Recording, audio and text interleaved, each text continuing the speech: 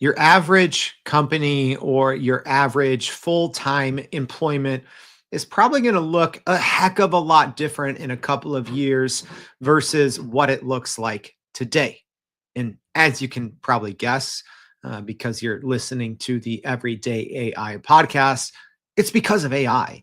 Right. And today we're going to be talking about why job security might be dead in the age of AI and what you should be doing instead. I know that so many people out there are probably thinking about this. What does my career look like in the near future? What should my skill set how should I be shaping or changing or improving on my skill set? And yeah, what the heck is work going to look like? Right. And although we probably won't have definitive answers, we have no crystal ball. But I even feel personally confident saying, yeah, the whole job security thing, not really like it used to be, right? Where you could park yourself in a cubicle for 20 to 30 years and ride it out. It's not like that anymore.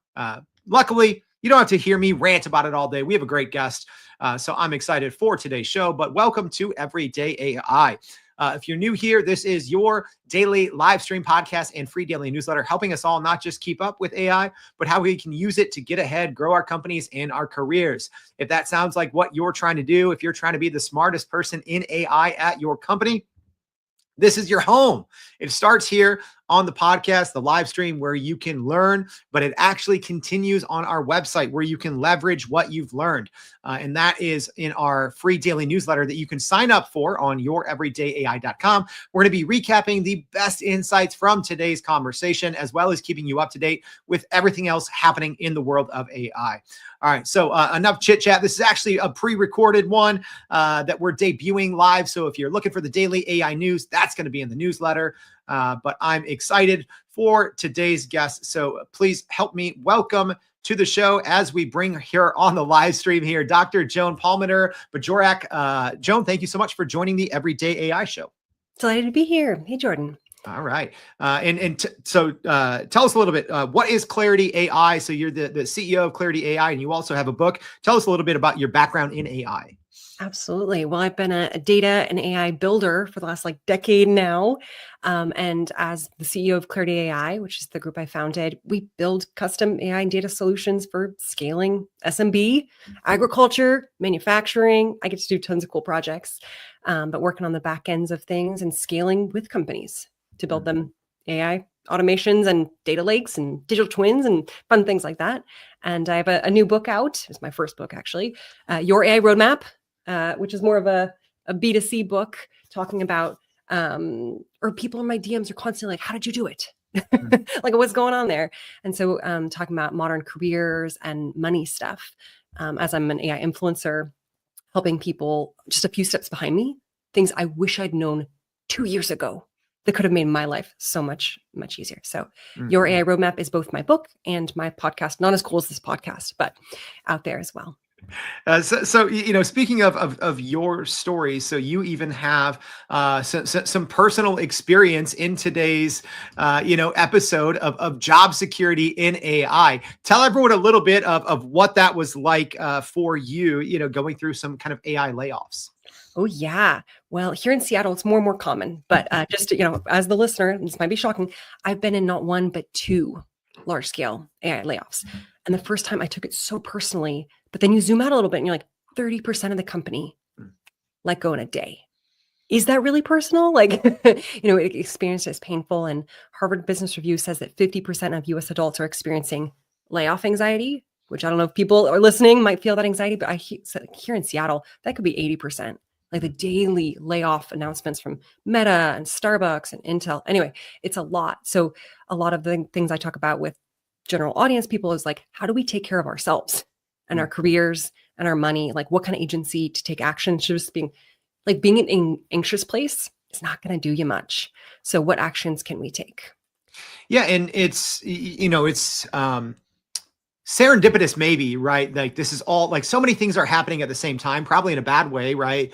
The US economy, I know we have people listening from all over the world, but the US economy has been in, kind of some turmoil over the last couple of months. We've had these big AI layoffs that happened, in mass in 2023, 2024. And then at the same time, the AI systems, a lot of them coming out of, your backyard there in Seattle and the West Coast and Silicon Valley, they're becoming more and more capable and agentic by default, right? Could you kind of give everyone else a thumbprint of where we're at with that AI anxiety? Like why is it 50%? Why are so many people scared of what's happening? I think a lot of people who have just day jobs, like that is their health insurance. That is like how they pay their mortgage. And to know that, I mean, the Shopify CEO, that I don't know whether it was leaked or otherwise, Mhm. but like you have to justify headcount.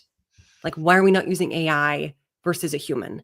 And actually, in my work, we benchmark against Mechanical Turk. It's actually, you say, do we want to build it? Is it better to build an AI or to have a human do it? And like, look at those cost breakdown. That's something I've been doing for several years now. But I think people living in that fear, living in that like layoff anxiety is like, I don't feel stable anymore. Should I feel scared? Will we have layoffs? I don't know that anyone, even Sam Altman can get ousted in a day from his own company, right? Like, so I don't think anybody is safe, and we're not used to a society like that. Mm. Like we're used to, as you mentioned, that cubicle, 20, 30 years, put your butt in the seat, work on that computer, I'm good to go kind of narrative. And that is absolutely not the case anymore into this new future of work. And so I think people are scared, but there's so much volatility. This is April 2025, right? So that shouldn't be a surprise to anybody, but what we do next is kind of, again, my don't be too scared, take action is my mantra. Yeah, and I do obviously want to spend a good majority of the time talking about what we do next, but Yeah. I'm glad you brought up that Shopify example. So yeah, this was about 2 weeks ago. I think it was initially a leak, but then he actually just put this out, his full kind of memo to his employees on Twitter, where essentially he said, AI is a fundamental expectation for employees now, and before requesting resources, whether it's hiring more people or just budget, they first had to justify why AI couldn't do it better, right? Part of me, when I saw that, part of me was like, okay, duh. But then part of me was like, okay, that's actually very profound for what it means for growing businesses, right? How should business leaders be processing when they see a very visible company like that put out a memo? Should business leaders, CEOs, small business owners, should they be putting that same kind of memo out, or at least having that way of thinking?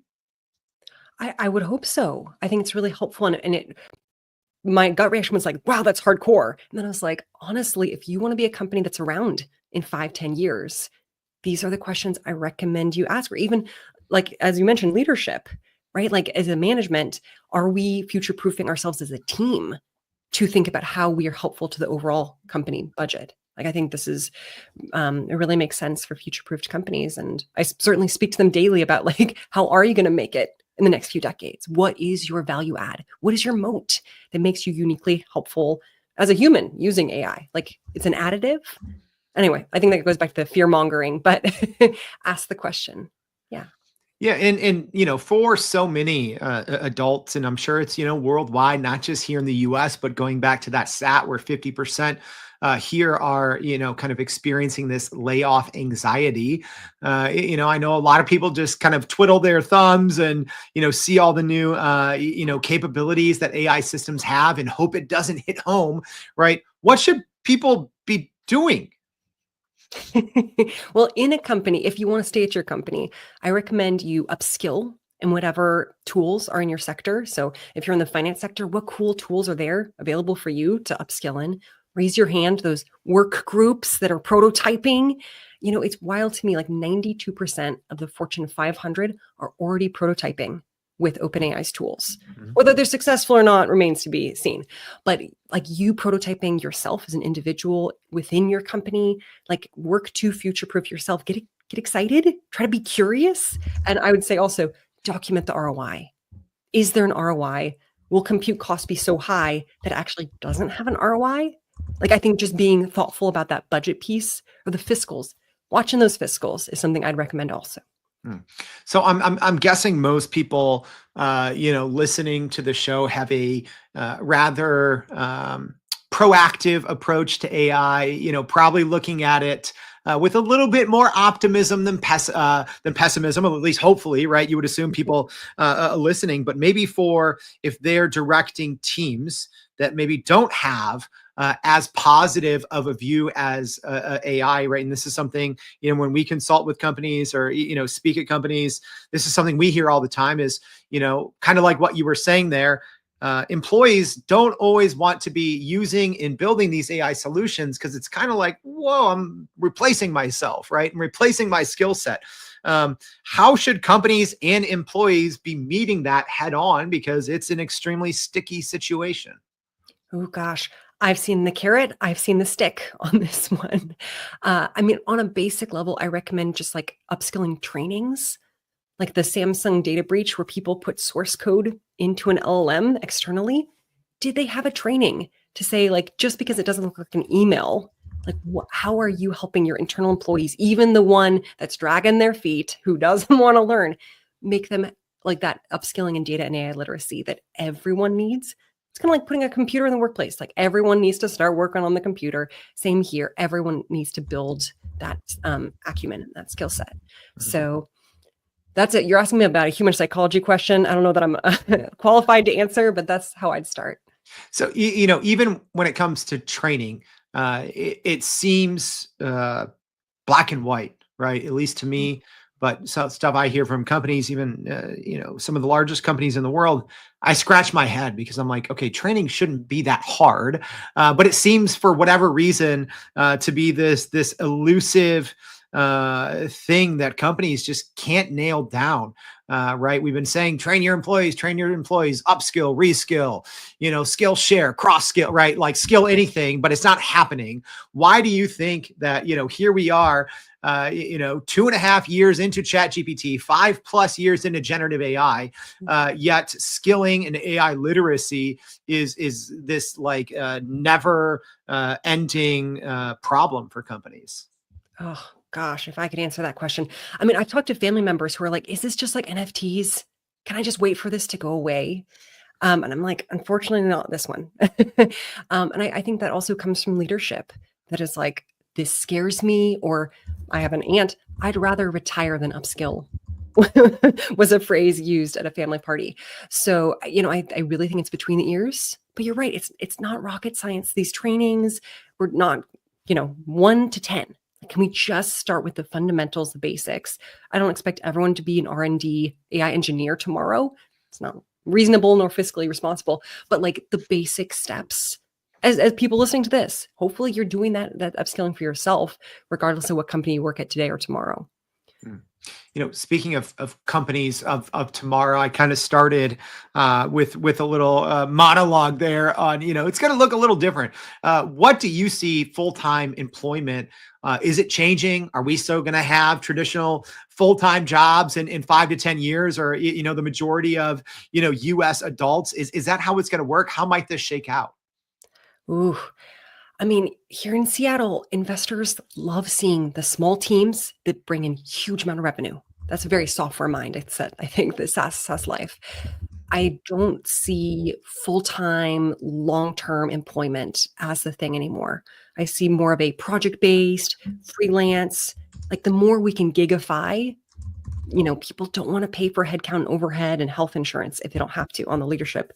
It's a very sad, like corporate, very capitalistic idea. But I think that diversifying our income streams, not being so reliant just on one source of income, that one FTE, I think that's a dangerous prospect. And more people see that. People like me who've been laid off are like, wait a minute, I can build different income streams. I actually have 22 income streams. I list them in my book. But that diversification builds more stability for anybody. So more insecurity on that job front.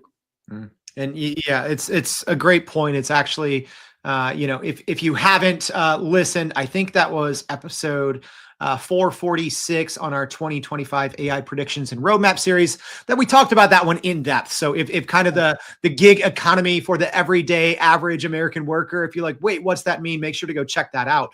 But even as it comes to skills, people should be building, right? So let's say it's fair to say 50%, sure. I would say even the majority of people listening to this show probably have some sort of anxiety when it comes to their job security.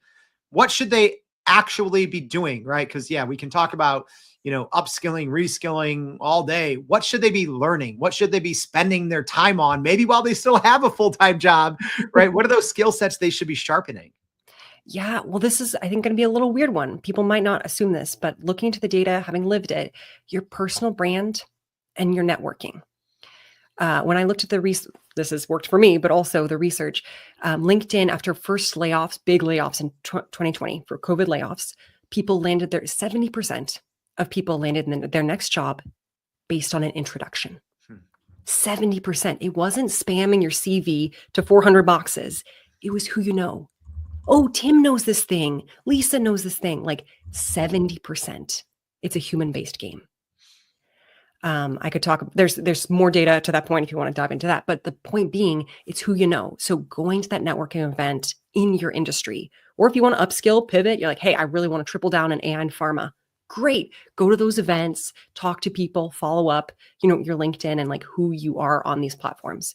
So like tripling down on personal branding and that networking flywheel will future-proof you, I believe, in that kind of future-proof your career idea. Yeah, I think that's just good call out for all humans in general, right? I think I'm probably on the extreme end of, talking to LLMs way more than I talk to humans. And, I always have to remind myself to go outside and touch grass, right? But it almost seems counterintuitive, right? But it's smart, right? We have all these smart AIs we can talk to all day and accomplish so much. And I love your example.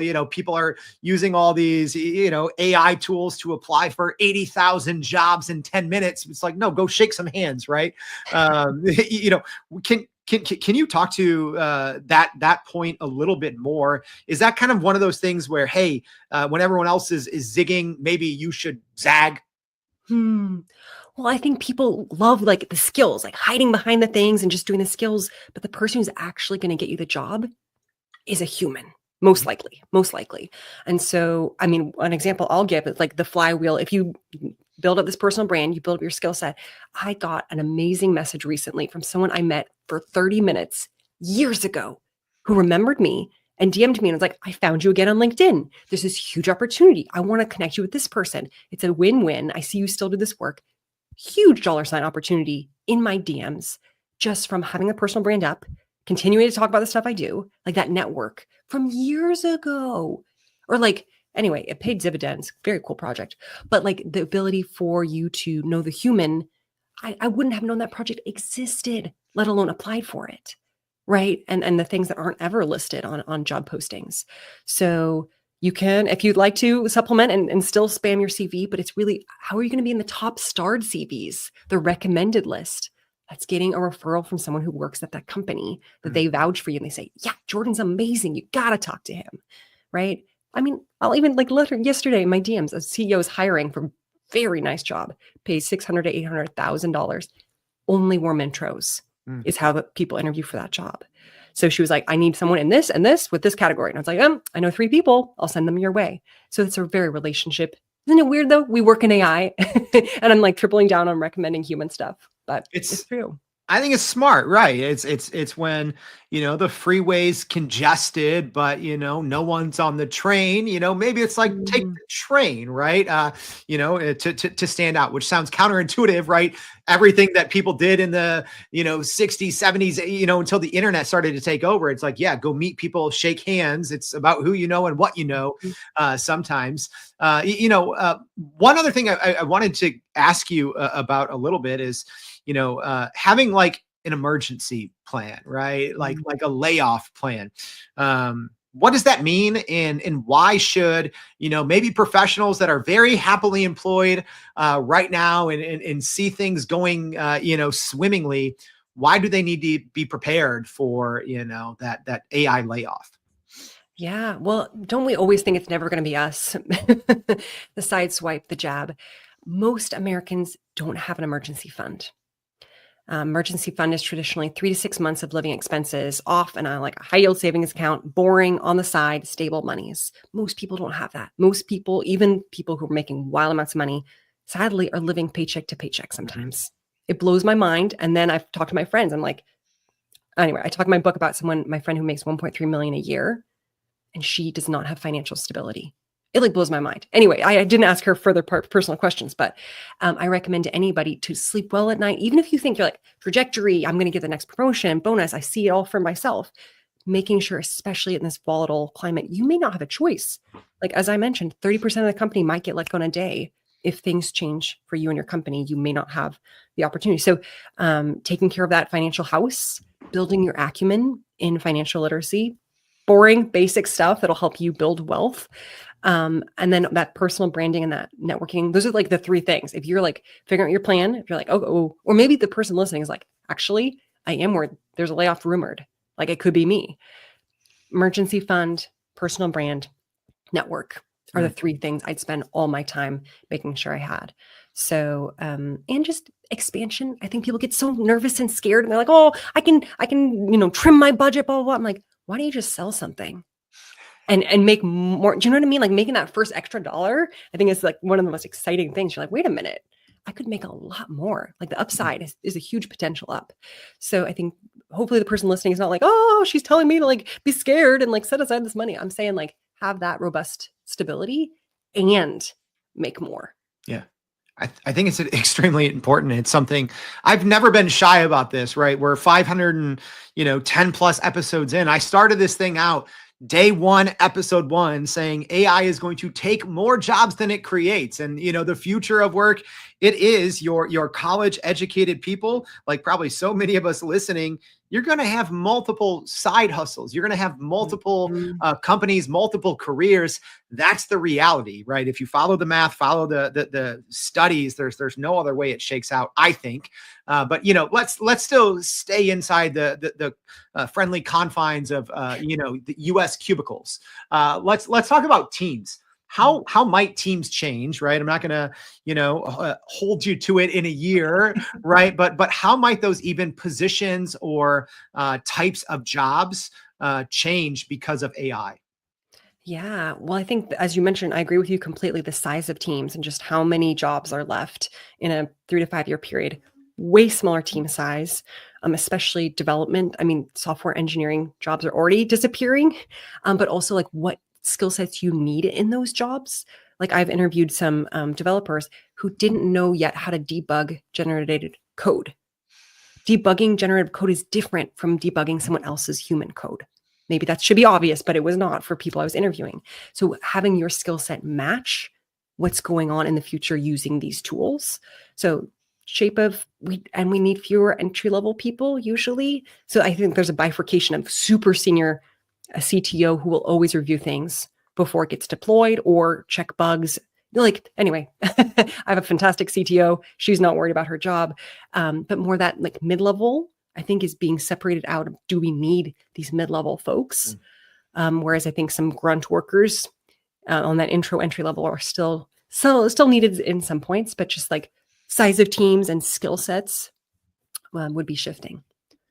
What are teams that might be growing, right? So you kind of talked about software development, right? Those jobs, maybe might not look or the size or the quantity. And yeah, we've already seen since I think 2022, just the amount of new software development roles decreasing at a rapid rate year over year. But yeah, what are maybe some of those, roles or team sizes that could be increasing? Is that something that could happen? Yeah, speculation. I love that you have data as well. One of the coolest studies I saw was from Upwork, that freelancing platform, that they noticed that after ChatGPT came out, writing jobs, copywriting, kind of traditional marketing jobs were disappearing off the platform or decreasing by 30 to 40%. Video editing jobs were spiking almost 40%, that those were jobs that were needed. I think a lot of short form video is more and more popular on LinkedIn, YouTube Shorts, etc. a human to do quality video editing is frequently still needed. So if anyone's looking for a lucrative side hustle, at least for the next 3 years, quality video editing is a skill set companies and teams pay for. Yeah.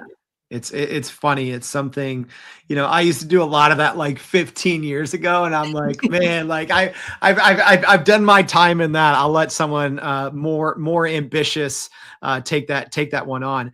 So we've covered a lot in today's conversation, from even your own personal story with the AI layoffs, how job security is changing, and even how the future of full-time employment might not be really what we've come to realize over the last few decades. But as we wrap up, what's the one most important piece of actionable advice that you have for our listeners? Oh gosh. Well, can it be go get the book? No. My book would be really helpful if you're thinking about these topics. It step-by-step walks through. The number one thing though I'd recommend, and I've seen this in my friends who get laid off, who don't take care of themselves, the mental and physical health being crucial during this time. No one wants to hire you if you're not taking care of yourself. If you're showing up to that network event looking bedraggled, it's just less compelling. Okay. So making sure to keep working out, eating your vegetables, taking care of your mind if you need to go to therapy, etc. Like those nuts and bolts of like basic human take care of yourself. So crucial today more than any other day if you're especially experiencing that anxiety. So I go to therapy, take care of yourself, but that would be my super number one. Love that. I've asked a lot of people, you never get someone that says like, take care of your mental health, eat your fruits and vegetables, go exercise. Yeah. Like do the human things, go touch grass, shake hands, eat your veggies. Love to hear it. Well, Joan, thank you so much for sharing your time and insights on the Everyday AI Show. We really appreciate it. Thanks, Jordan. It's a pleasure to be here. All right. We covered a lot, y'all. If you missed anything, maybe you're on the treadmill walking your dog and you're like, oh, that was interesting. It's going to be in our newsletter. Don't worry. So if you haven't already, please go to youreverydayai.com. There you can go sign up for the free daily newsletter. We're going to be recapping today's conversation and a whole lot more. And while you're on our website, you can go listen to 500 plus other great episodes and other experts that we've tackled just about anything. If you do have that anxiety about AI, you can go learn from the world's leading experts. So thank you for tuning in. We hope to see you tomorrow and every day for more Everyday AI. Thanks, y'all.